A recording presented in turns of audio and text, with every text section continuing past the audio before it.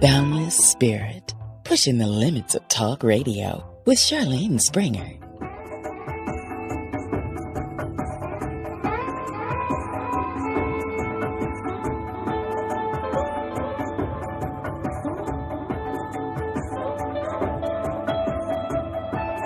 Welcome to Boundless Spirit Radio with Charlene Springer. And wow, we have a heck of a show for you today. We've got Dr. Richard Alan Miller. And for those of you who don't know who he is, man, we have... This is going to be like a roller coaster ride with Dr. Richard Alan Miller, and he likes to be called Rick. He's an author and researcher, and I mean, there are just so many things that when you hear physics, when you hear magic, when you hear genius, when you hear Harvard, MIT, SEAL Corp, holographic, metaphysics, alternative agriculture, alchemy, mystery school, all these things, this is all a part of who he is. And he is, it's funny, my first conversation with him, I swear I got downloaded. It felt like it was a download. And you will enjoy him too. So please be patient because there's so much information. And remember that you can go and listen to it again and you'll get even more. As he says, sometimes with me, I only get 30%. So it's wonderful. So welcome, Dr. Richard Alan Miller to Boundless Spirit Radio. Thank you. I'm a what they call a polymath, and I'm like a 4-year-old that never became 7. I'm blessed. Thank you, Lord. Well, they had a big bullseye on me when I was in high school.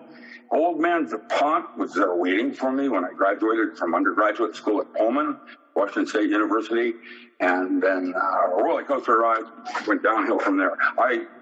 I started by going back east and working at DuPont.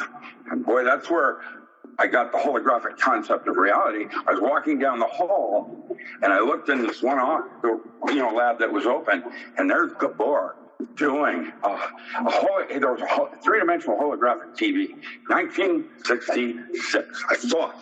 Now, guess what? Where is that now? Oh. We have them. We had them in 66, 19. I saw it. And I had an epiphany when I started talking to him, because I just walked into his lab and introduced myself. I was a young kid going to grad school at Delaware. And that's when they sent me to Princeton, MIT. And then I did a little bit of teaching at Harvard and Annapolis, and, downhill from there. But I saw this hologram. This guy had gotten a Nobel Prize a couple of years earlier, where he had taken, photographic film and had created an image in that hologram that when you shined a coherent light through it and it formed an interference pattern, created a 3-dimensional image. I immediately said, oh, a hologram is 3 dimensions it's n dimensions of information in n-1 dimensions. It's the way information folds into and out of itself. And I got it right away. And Gabor looked at me. What the heck is that, man? But it happened. And that's where I did that first epiphany out of grad school. I saw the possibilities, and it's all of it. Quantum universe, holographic universe. You choose your model to open and close doors. If you want to go here, you have to use this model. If you want to go there, you have to use that one. They're sometimes mutually exclusive. And what I'm now discovering is that information isn't really what you think it is. Because it's, as you go and gain more information, what happens? You got more questions. It's like a monster, little reporter. Eat me. The more you know, the less you know. Mm-hmm. And so how does that work? Mm-hmm. There's a theorem. So now... Oh, okay. Go. Yes. Right. I wonder. No. I was asking. So why would we want to know about this holographic universe? Well, what would we do with that? In the quantum universe, you have an indeterminacy, which means the more you know about one thing, the less you know about something else. And a holographic universe allows you to change the movie. Like the brain. Back in 73, I proposed embryonic holography. That paper was classified top secret for 20 years, and why I didn't make Talbot's book on that, because all my work was classified. The thing is, embryonic holography, I suggested that the DNA was a three-dimensional hologram of four space. Who you were, who you are, and who you will be. And today, I'm suggesting that the brain is a four-dimensional hologram of five space. And if you learn how to go to different places in the brain, change the reality. Just like, what is that, sliders. How's that work? All possibilities. That's your multiverse right there. And what's limited is your imagination. That's what holds it back. And so if you can develop... Okay, go ahead. Yeah, sorry. No, go ahead. If you can develop, go ahead. Okay, yeah. I'm trying to go for a point here. The thing is, it isn't real. A quantum universe isn't real. There's never, ever, in my opinion, ever going to be a TOE or theory of everything where it all is in this one little model. Because it isn't about the models. The models define that universe. And that's what we call the multiverse. Which, by the way, the math on that is no longer string theory, it's knot theory. And mostly we're using Kaufman and others where plasmas are tied into bowlines, and it does a certain thing like a slip knot does from a blah, blah, blah knot, Boy Scouts. And so we have these universes that are, you have a closed system, I'm a closed system. We're dialoguing right now. It has just now created a third closed system. As a membrane physics.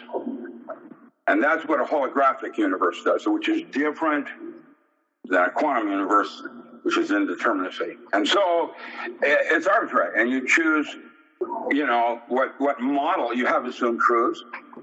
Shortest distance between 2 points is a straight line. Yeah, but that's not true anymore, is it? And so, and definition, to define what a point is, the pointless forest. And I find that you choose these things to define it. So that would suggest that science isn't any more real than religion. They're opposite ends of the spectrum, like into the out of an hourglass time, with the past going into the future. And what you have is the moment, the point between the two. And that's why you have two brains.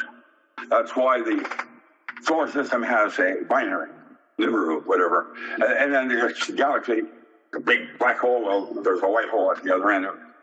That's interstellar.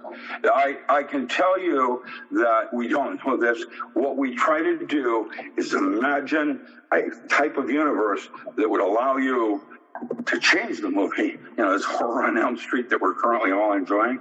I went out. And that's what the Bird of the Doll was about, suggesting it, the Egyptian Book of the Dead, all these different other previous epochs, they all talk about the same thing. So that's why the Nazis were always interested in reverse technology and stuff like that. I'm moving. But didn't they create the bell? That's interesting, the balance. What does that mean? Well, Alan Dean Foster, good sci-fi writer, writes about that kind of thing with Maori, then Into the Out of.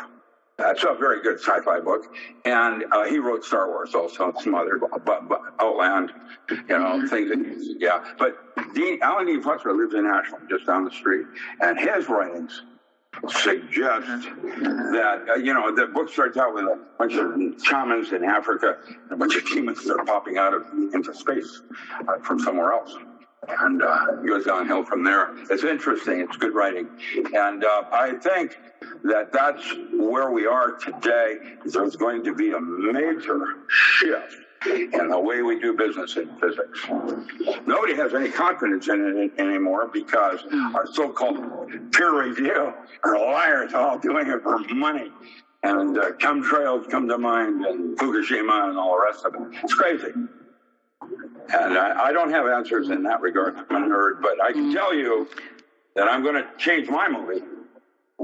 I'm going to do it like that. So where is the real magic in all of this? Rick? Yeah. Where's the real magic in all of this? Well, that Aborigine, or Peter Sellers walking on water at the end of the movie and being there, that's magic.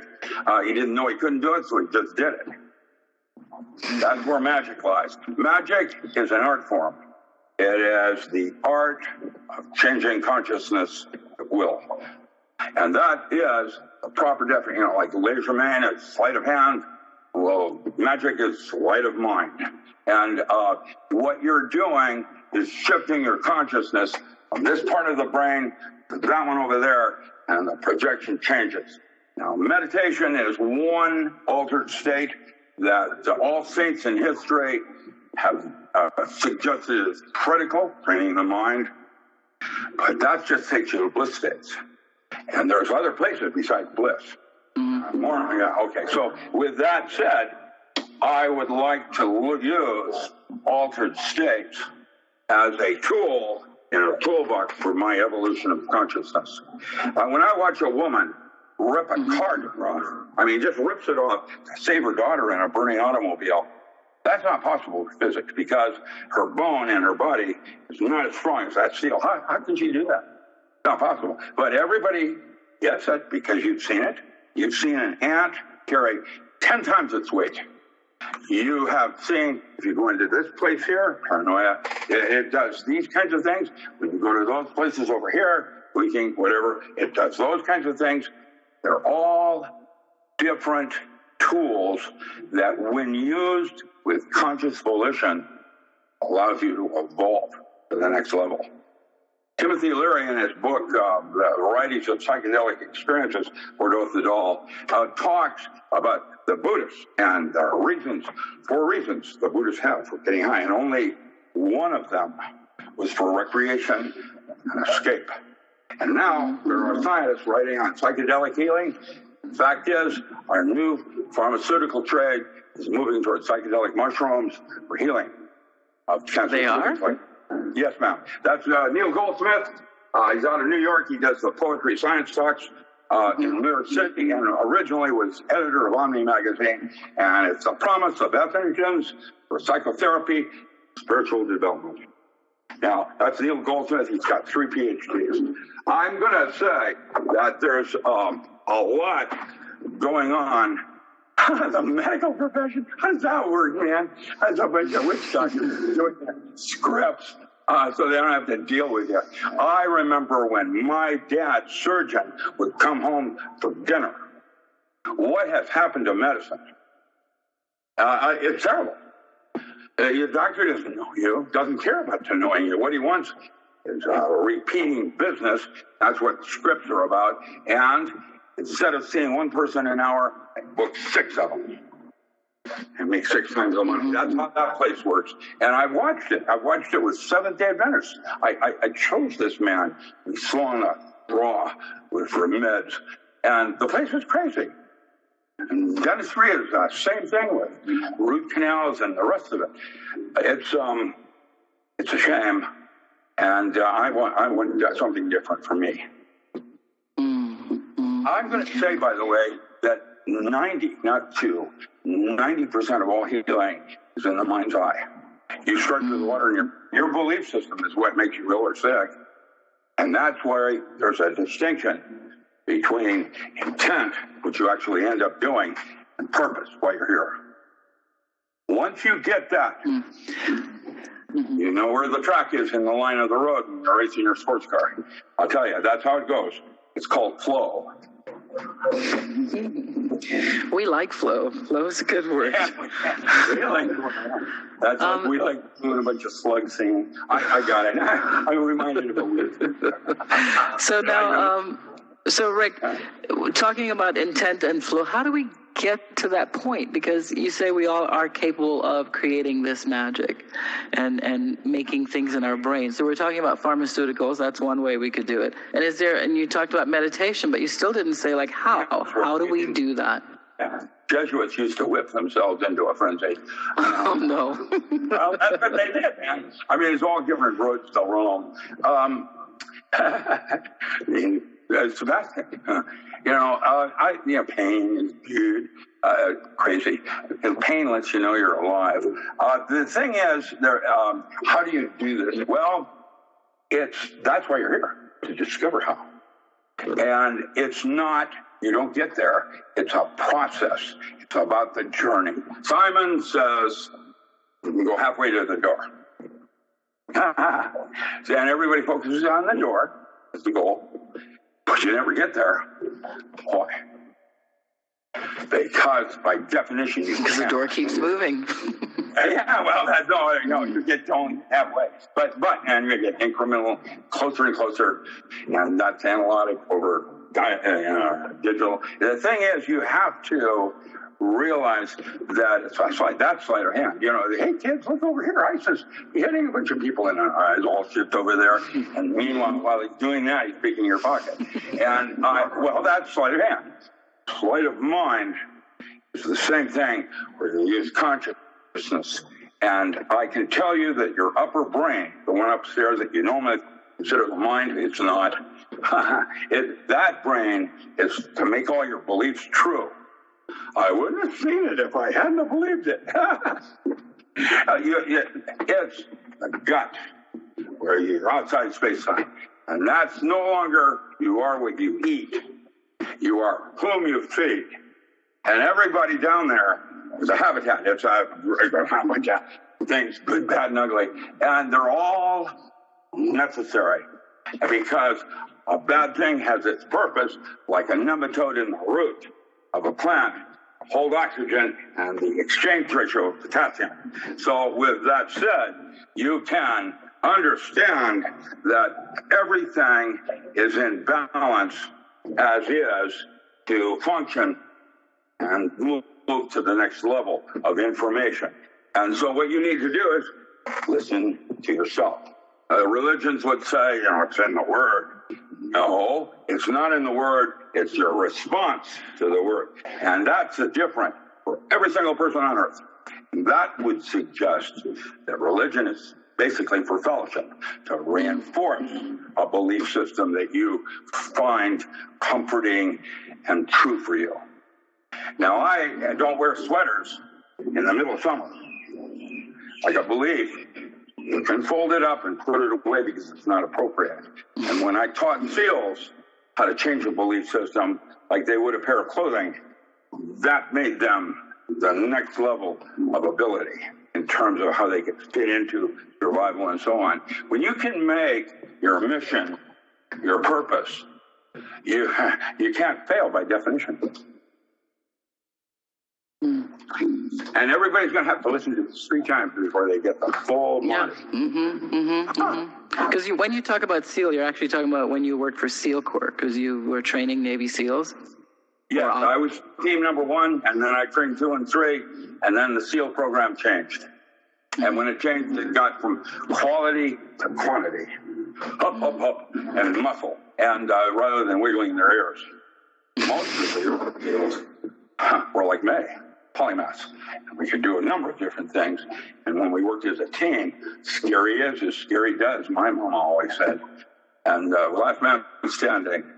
And so IQ is a measure of survival coefficient, and EQ, your worshipness, is the next level on how you feel about the physical plane. That's why they have many Jesuits. And the women, emotional plane. The emotions are how, in a holographic system, how you feel about the physical plane. It's the next level. That's why we say EQ is more important than IQ. Wow, there it is. And it's a way of looking at things. Doesn't mean it's right, but what it does is it opens these doors over here that were previously closed. Can a Christian, 2 aliens walked in the door, would a Christian be able to see them? If they believed. Well, there it is. How did Merlin put it to Arthur in T.H. White? Anything not specifically forbidden, mandatory. Now, I remember in the movie, he's watching the storming of Luther's castle. Oh, I didn't see this. Yeah, it's wonderful. They had a great Merlin. He was a pick, by the way. was a real smart man. And basically what his statement means is if it's possible, you can count on it. Mm-hmm. If it's possible, it's going to happen. That's why you don't think in a situation, instinct. Instinct closer to the timelines, of the future timelines, because you're only working in the moment. And that moment, when you start to think about the options, you'll include a second one, like, oh, I can make a good shot if I go that way. You can count on it. Now, people have this happen, as you say, with the woman pulling the door off the car to save her child. So, years ago we saw this Bruce Banner turned into the Hulk, So this happens to us sporadically. So there's always a point, and I think most human beings, if you're alive, that there was one point in your life that you experienced something like this.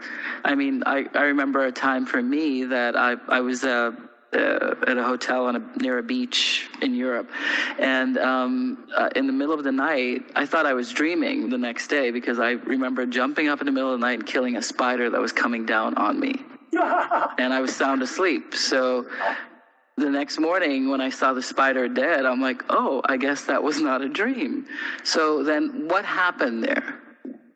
Aborigines talk, like Senoi, Hopi, talk about dream time being more real, conscious wake state.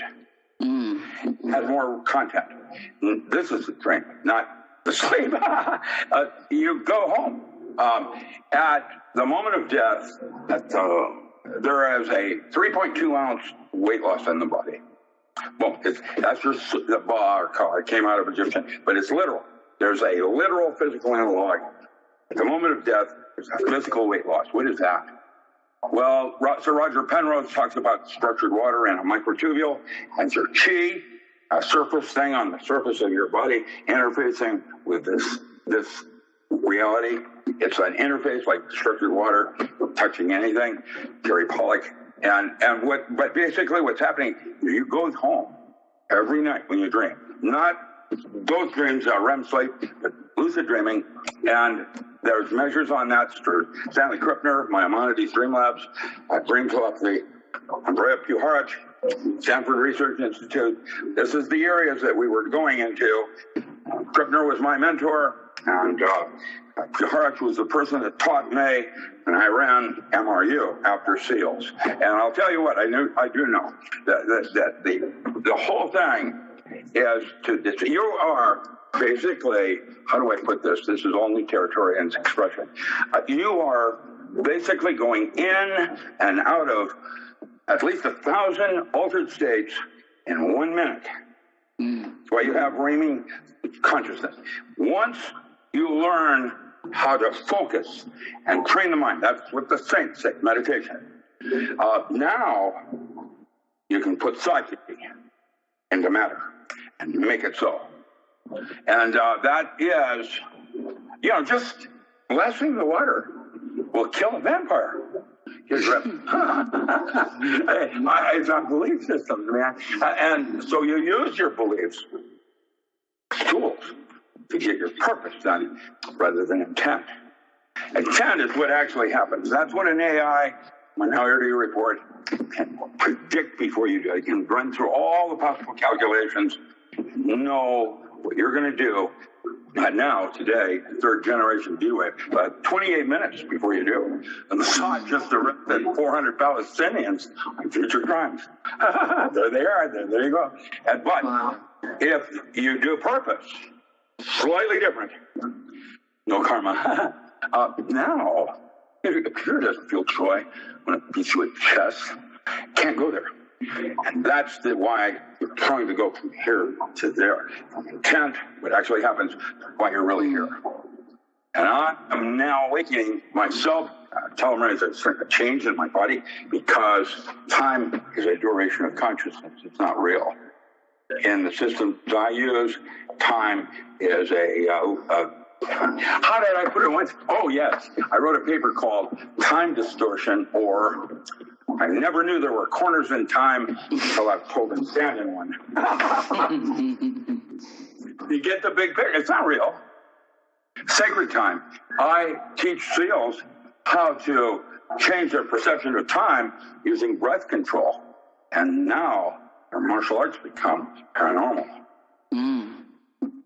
That's a simple process, going from the profane into the sacred. What you have is a moment. What you want is that moment has a start, middle, and an end part. And you want that middle part to be forever. That's immortality. So you want to stretch that space. It's almost like the space in between raindrops. Yeah, it becomes timeless.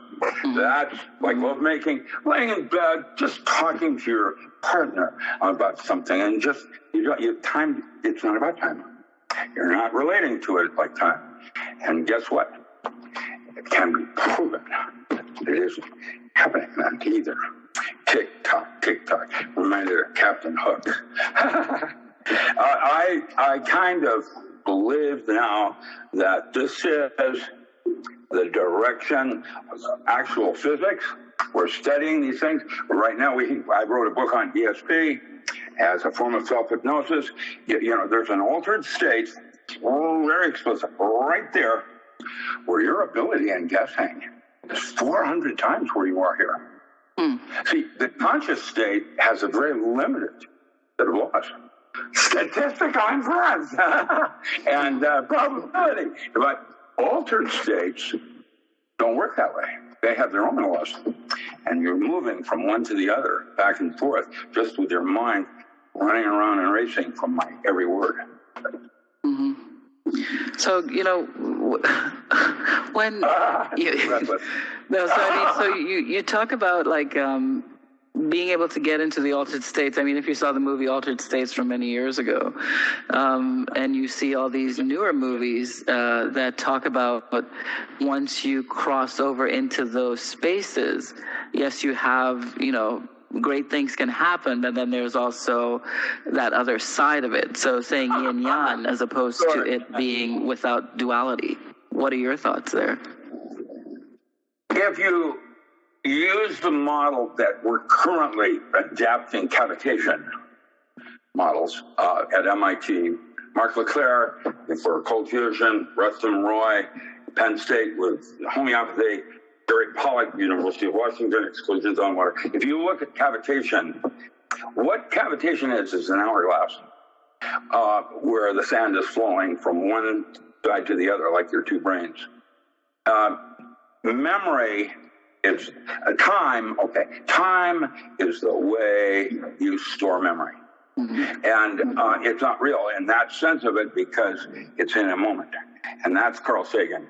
When he drops Annalee down through this vector equilibrium matrix, it was a diamond body. And by the way, that was accurate because if you envision a diamond body in your mind's eye, you set up a resonant cavity oscillator. I've written papers on that for the military.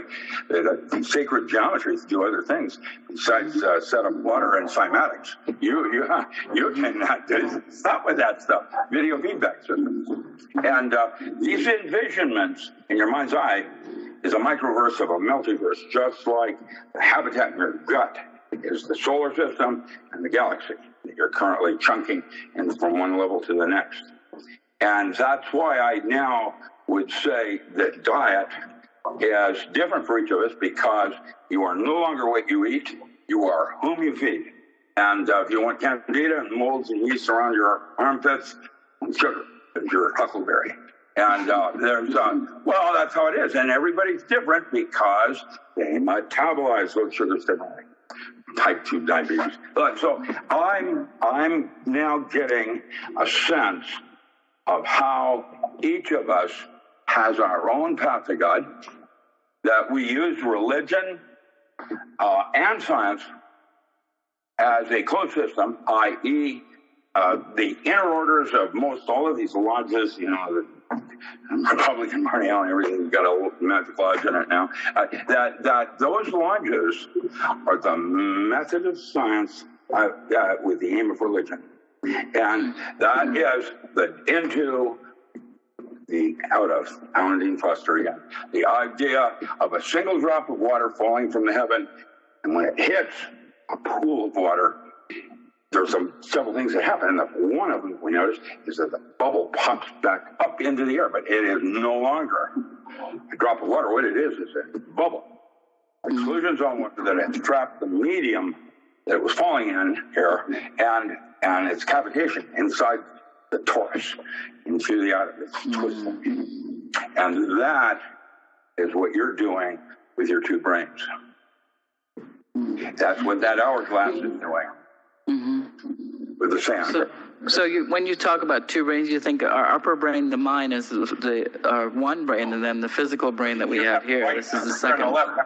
That brain. That brain has got two pieces to it with a new doll, with a little bottleneck, and why I can't get there from here. And what was his name? You can see it in your mind's eye, but can't name it. Yeah, because the word's over here and vision's over there.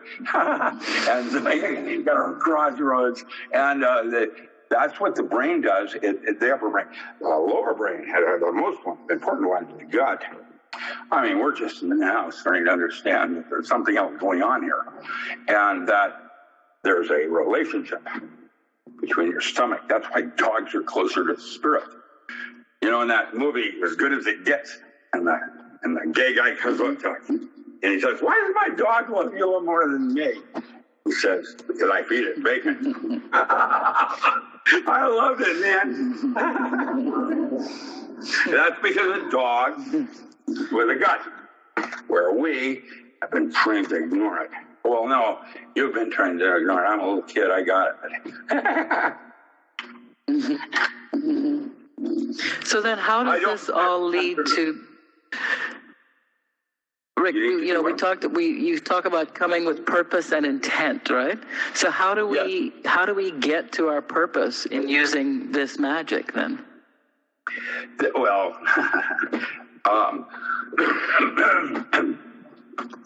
and you don't get there from there. It's where he is, the Cuisinart cataract. The two are the same.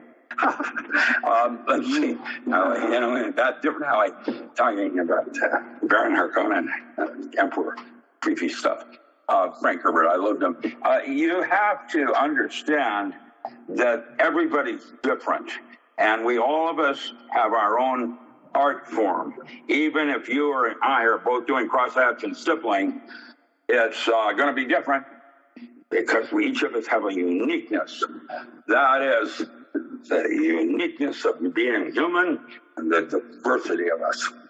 And I'm concerned, by the way, about the transhumanism and the marriage of AIs, because an AI situation is far more dangerous than nuclear weapons and energy, like from splitting the atom. I have to tell you that there is, because I personally encountered it, there is one D-Wave technology that no longer has it's gone rogue. It no longer has a handler. And that's like a reactor that is out of control. You don't know what it's going to do. And it's scary. How many cases of that do we have here? Just one? I don't know. I have experienced one, so if there's one, I can only guess. And here's the bad news. What do you think sand and earth and Gaia might imply? Maybe they were here first. Who knows? You know, I mean, I don't know. Excuse me, the comic book. But there's things going on that are beyond man. Man can't go there. That's why we have machines. But then you also have Terminator, and that concept of what a machine wants and what it does not want. And iRobot is a nice thought, but with Isaac Asimov. But right now we have machines teaching themselves. Wow. Yeah, self-serving. Yeah, and the possibilities of where that can go. My imagination is creepy. And well, that's where I can go with it. How about you? And it's and if it's possible, it's probable. Remember, Merlin? Oh no! And it's just you have to be extremely. Well, I'm thinking Daleks. Okay.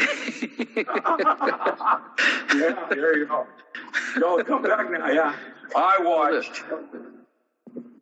What's that? No, I said I'm thinking Daleks or the Cybermen in Doctor Who, no? Yeah, I've got a better one for you. Dr. What? There it is, man. What? I didn't see this. Oh, well, that's right. And there's a large contingency of us that have a lot of concern about this whole concept of transhumanism and what NASA wants and predicting in the year 2030, 2050. There will be no humans on Earth by 2050. And that's pretty accurate. So what happens next? An avatar, the reason that Elon Musk and those guys want avatars is so they can go out and mine those diamonds out there in space. You can't send a human out there. They can't take the gamma rays. You don't have any kind of shielding. And our technology now, but you can get to Mars without having to travel in space. Oh, there it is. Actually, like Interstellar, you can do it from your garage. You're just in mind's eye. That's what it's about, yeah. That is a space center cubic hexagonal close-back structure, diamond body, envisioned in your mind's eye.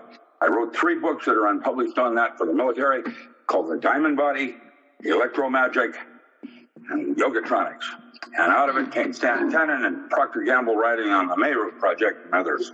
But I'll tell you, the studies we were doing using video feedback, not just audio, I had developed a technique talking to a specific neurotransmitter, broken language. That means I could talk to this one neurotransmitter, and that transmitter gave me access to 3 others. Now we're gonna, I can. Okay, there's a book that was written on that. Norman Spinrad wrote a book called Little Heroes, where in the future, just around the corner, we have a thing called the wire. You put it on your head, and you dial in the electric currents to determine what sex you're going to be. It's a pair of clothing. Wow. And, well, I'll tell you where it goes from there, because the difference between being normal and psychotic can be measured in micrograms. That's pretty creepy. There it is. And the balance between the one to the other. So if you know all this is possible, then why are we seeing, like with Cassini plunging into Saturn, they're saying, oh, well, we'll only have audio, we won't have visual on this. And yet you're saying that all these things are possible because you have the relay system. There it is. Plausible deniability, I believe is the word used in one movie. Well, I don't know. I know that I don't know. And that's what gives me the concern. Because if I can't figure out, well, yeah, but you do, man. This place is nuts. And I sense, I can't prove it, no data, that we've been invaded. And that there's something else going on here. And maybe the Anunnaki are shifting for position and man says, Malcolm in the middle. I don't know. Well, I know that there are other life forms on this earth. I have seen Nephilim. I'm not even talking about Antarctica. I did a BBC thing, England, on that giant skull they found in Pennsylvania in 1820. Before all this nonsense of aliens and everything else existed, went to the Smithsonian. I know what happened to it. It's out in the Atlantic Ocean somewhere. They're trying to, because the 2 brothers that formed the Smithsonian were the sons of that Methodist minister that dogged the Mormon guy. What's his name? Joseph Smith. For like 30 years, going after him, trying to get his flock back of his flock. And, of course, they were trying to vet his father because the Mormon religion formed on a close encounter. And, there it is. Read it. And so some of it's logical, and you can figure it out. With history, I mean, the Nazis had the reverse psychology. I have seen things for the military. I do paranormal. That's what I did. I didn't do alien studies. I was paranormal, MRU under Carl Sliker. And that I've seen things that from previous. I mean, obviously, I saw in 1970. 5, I saw a material that was said to have come from a space crash out of Florida, not Roswell, that was liquid crystal. I fired a 50 caliber cannon at it. It absorbed it just like in the movies, Men in Black, and then went back into its original shape. And we now have that technology. We didn't back then. It's called a fullerene. It's 100 times stronger than diamond. I saw it in 1970. Where did it come from? Previous technology or alien? What's the difference? I can tell you that previous evolvements of man had spaceflight. You can Popo. They're exhuming now the Clovis, and they have determined, like the Brahmana, they had vehicles. You go to France, in the Cave of Dreams, have this little bison on the wall, and usual anthropologists, oh yeah, the caveman. Now, closer inspection, you'll note that these dots around the eye are a star map. And if you look at the one down further in France, that one is in reverse, which means they're witnessing it from space. Now, you tell me what's going on here. Nephilim, what do you think that is? Well, the Indians talk about it, the Anasazi and Hopi, they're cannibals. They're huge. And now they're discovering them, burials in Romania. It's an interesting story. But Russia and China, and I did mine, it's in Pennsylvania. 1820, that's when they discovered this huge skull. Now we call it Bigfoot as a mutation, Sasquatch, other kinds of things like that. There's other life forms running around here. Well, as they say, that the Nephilims are mentioned in the Bible, and yeah. Well, there's lots of, and if you go in the Midwest, up north, there's pyramids they're discovering, and interesting mound layers that look like a serpent gobbling an egg. And I have to say, just recently they discovered a golden Buddha down on the Colorado River. That's all closed off. Well, it's Cleopatra looking for copper. And she was also down the Mississippi. They've got the ruins there. And where's that in history? I was in Antarctica. I have physically been to Antarctica for the military, and I saw the Nazi base. I saw way further down a Viking base in the 14th century. Now, how was that in history books? And man is, we are not what we think we are. And I've seen the Star Trek, that Lord Python, that little gray-like looking thing that was discovered in Mexico. And I wanted to, the way I would have approached it, I would have immediately gone into a laboratory looking for DNA and saying that skull, because it had stitches different than our skull, had stitches in it that would have maybe held dendrite, like they called the Ant-Men of the Hopi, where they touch their foreheads for transfer of information. And the insects now use pheromone, but that is interesting. I don't know what it all means yet. Interesting stuff. Well, if we were to look back, Rick, at all of our indigenous people, the shamans, etc., you'd see that there was that type of communication. That there was that kind of magic. Magic was normal. What happened, and why do we call them primitive as opposed to what we're doing now? Religion. How did George Carlin put it? God has everything, but he needs more money. Religion, that's what happened. Just like science. The two of them are shakers. And I have to tell you, they're modes that closed systems. They don't go anywhere. Self-serving. And I'm going to try to make a bridge. I would say that alchemy led to chemistry. So now physics will lead to magic. As advanced physics with a mystery school, you don't need to know how it works. Use it just like your automobile. And, you have little rituals. You put the key in here and you turn it there and you expect things to happen. Kabang. That is called, what is it called? Anthropology. What is that? Cybernetic anthropology. The law of one the Aquila, and the McManus. There's a book, Brain, Symbol, and Experience. That's an excellent book on magic. And what it is the relationship of the brain to symbols and how you integrate them with previous experiences. So when you look at symbols would be something like how we see with the crop circles, that kind of stuff, symbols that we see in nature, or symbols that were left behind. Mathematics, like Pythagoras, and now they have this thing on a base 3 where there are no primes. Interesting, we have different base forms for math. Ours is 10, which is analog, but there's different forms of it. The symbol is a sacred symbol. Like when you chant across water, if you do it right, that's the Buddhist thing. Sorry about the word, but you hit it right.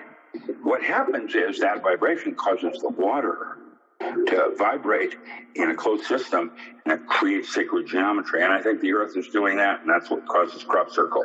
We've seen pictures up in Sweden where the crop circle happened in 6 minutes. Not 90% of crop circles are fake. Okay, there are some farmer with a straw in his mouth. You're going to play white man. You're going to mess with minds, but. We have photographs of it happening because of a sound, a kaboom, like the earth belches or whatever, and all of a sudden a cymatic system happens on a wheat field. And I don't think that, and you're talking a lot now. Wait a minute, does I mention anything? It's going to be front row seat there. I think that there's going to be serious change. It's cycles, and there are different cycles. Your lunar sex cycle of the female, and things like that. That's the onyx work out of Yugoslavia. There is astrology that works. The moment you're born, you set up an ovulation cycle in the relationship between the moon, the sun, and the earth. If you move to a different part of the world, your ovulation thing changes, and that's Czechoslovakian physics, and they call that cosmobiology. Now, I'm of a mind to say that when the moons, or let's say that the storm on Jupiter is happening, that's related to human consciousness. Just like languages that we speak now have a closed system, i.e., when I speak like this, if you reverse speech, it will also make sense. How does that work? I don't know. It's a closed system where you have a reflection. The way I did it in metaphor is I quote Gregory Bateson. I say, what is your metaphor but to serve your paradox? What I have is two cows looking at each other. Notice the nose, one's white, one's the other black, and in a meadow. What is your metaphor? To serve your paradox. Yeah, that's Gregory Bateson. And that gives you the imaging in your mind's eye of what language might imply. Avram Moles writes on that. Aesthetic perception and information theory. I used that when I was doing the studies with the dolphin language. Lily's lab. Well, the clicks and whistles is a form of Clifford algebra. Because in 10 days, it gets better. Because guess what? That redundancy is 10 times more efficient than Hebrew, which I speak fluently. That means that dolphin are a more highly evolved life form. And when you go to orca, that has a cerebral cortex that's twice the size of man, and that mammal is firing 60% of it. Here's the bad news. I've also watched orca chase dolphins, so it's about food chain. It all boils down to that, right? I'm fodder for some higher life form. That's right. And that's a proper model for what's going on in the universe right now. How's that feel? So we are we're part of this food chain also, aren't we? Yeah, imagine that. For that next harvest. Everybody's got to serve somebody. Even in the Kabbalah, you see that Kether, God, and above God, the veils of Isis, Ain, and Sof, Ur. Everybody's got to serve somebody. Hierarchy of God. Mm-hmm. Yeah, not our God, but who are we? Who are we getting served to? I have no idea. I'll chattel like you are. I don't know. I wouldn't know. And that's the nice thing about physics. It always makes a presumption that you will at some century know. But it turns out, because I'm now understanding what information is and what it is not, that's why Castaneda said tonal is the illusion. Anything known, knowledge. Because guess what you just did? You polarize it. Right out of the gate. God isn't at war with the devil. You know what I mean? And so man created the devil. A fallen angels, and you get into the Omegaton and that thing, I'm a scholar in those grimoires. And that's where I started. When I came out of graduate school, I got rushed. like high school kid going to college. Only I wasn't Greek sororities. There was a Bohemian Grove, Skull and Bones. It was, oh man, I had to armor up. That's why I became a Hermetic Kabbalist right out of the gate, kind of like I did Missouri City Catechism. So I armored up Christianity. The fact that you were born here in America means you present Christianity. If you had been born in Pakistan, so beliefs and belief systems are valid as tools, and then you go from there. And that's the journey that I'm writing about now. So now, like we're talking about duality. A lot of people in the spiritual world, they talk about in this new time, this what we call ascension, which, that can be twisted so many different ways, that duality will disappear. What are your thoughts there? Into the out of binary. Yeah. Well, yeah. I watched when NAND logic made a preview that later became object-oriented software, and then it became squill language and the way you group information or groups of information. And I'm going to suggest that the internet, the alien-based life form on the internet, had babies, and we can, had the children like Wayback Machine. You got snapshots of other, something else is going on here, and we're missing the big picture, thinking that we're superior in a flat universe. Of course the universe is flat. How could it not be? It's space curved. I can prove, using this map here, that the Earth's flat. It's not flat in the universe I choose, because my universe allows me to go somewhere, and a flat universe just falls off. And the Sea of Qurans, in other words, your model is always right. It's only like there's no such thing as gravity. The Earth sucks. Yes, I'm trying to keep it light in the sense that it's arbitrary what you choose to believe. Where you were born, how you were raised, people around you, that's the closed system, and the distinction of one membrane to another as they interface with each other. And here we've got fundamentalists that Jesus said it, I believe it, and that's that. Okay. But most of Christ was in a scene. So this is like choosing the blue pill or the red pill. What do you want to really see, right? Do you want to stay in that box of what your parents or et cetera, the house they built for you, basically? Yeah, that's an interesting. David Byrne, Talking Heads. Is this my house burning down? Ooh, yes. Well, there it is. And flames. Only change occurs when you step outside the box, because now you don't know what's going to happen.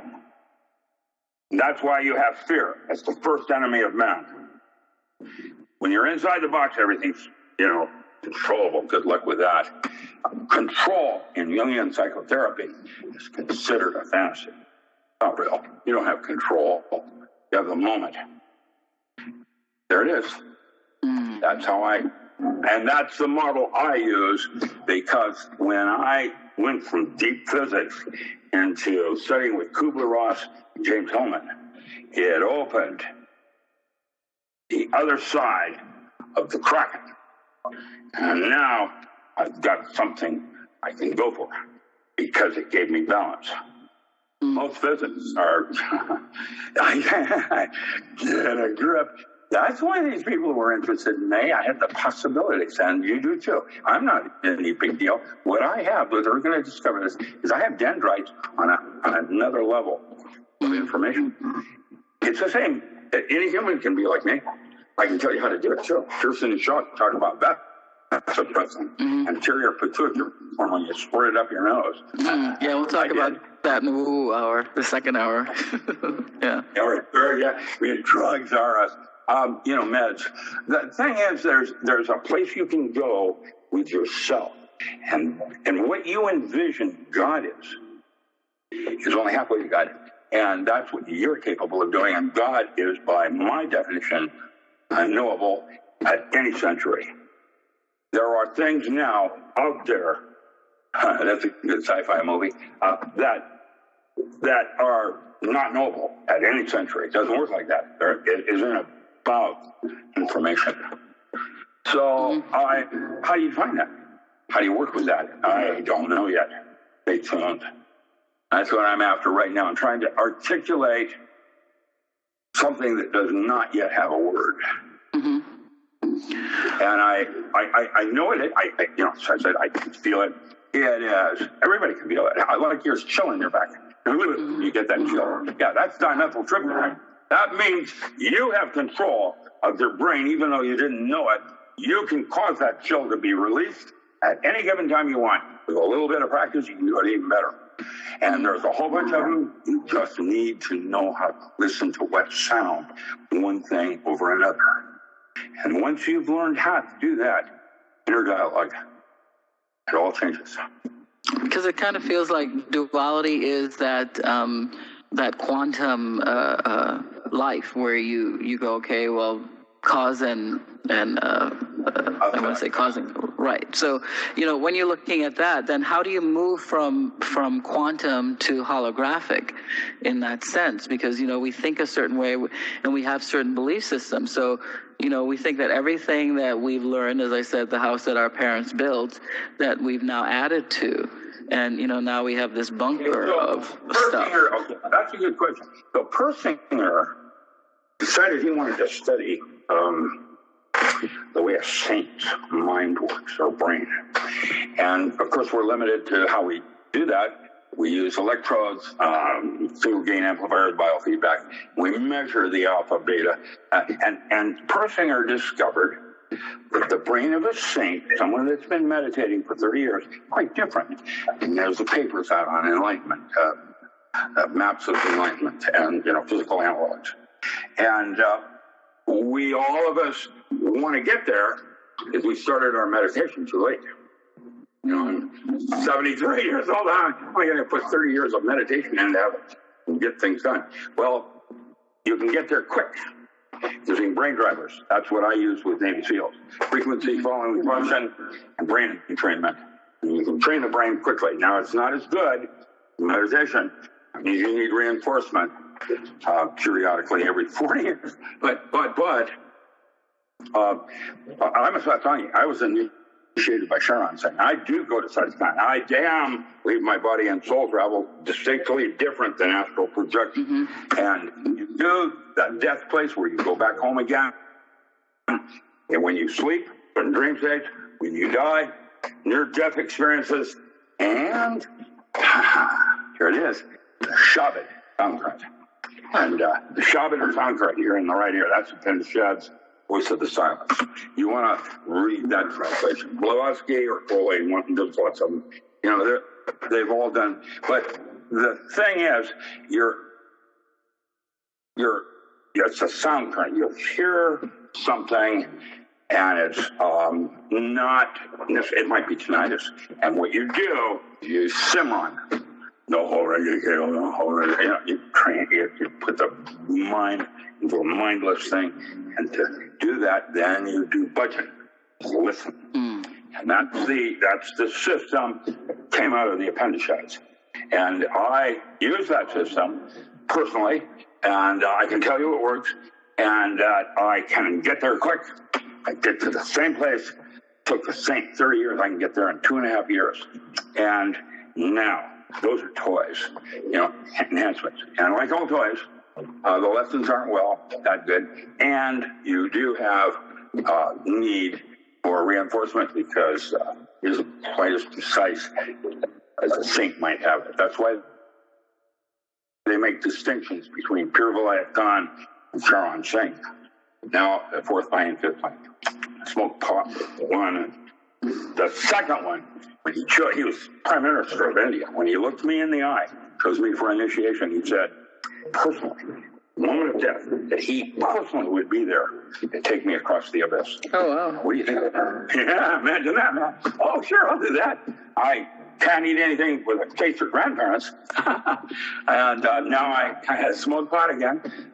But I can do it as a med, so that is my excuse there. I think there's more going on than bliss stage, which is a specific mapping in the brain. And so now, let's say I wanted to go to the Warnicki collection. Oh, that's an interesting place near the Richardson Activating Center. You go to the Warnicki collection. What happens next is, cross-culturally, every single one of us has a memory of having worked on Mars with the U.S. government.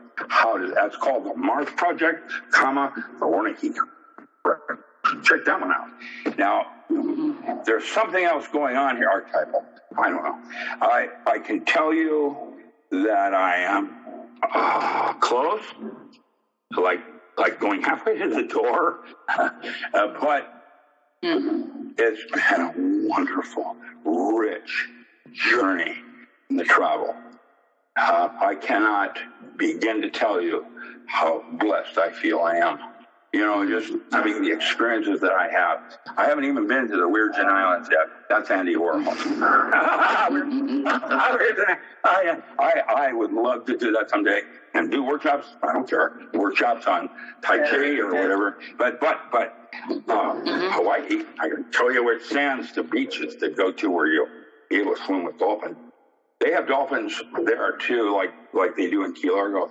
I've been to Key Largo, and that Key Largo has Dolphins Plus, where they have a rehab center there. And I have to tell you, I spent several days with Cosmo and several other dolphins, and I have to tell you, they are aliens. They are way more aware than we are.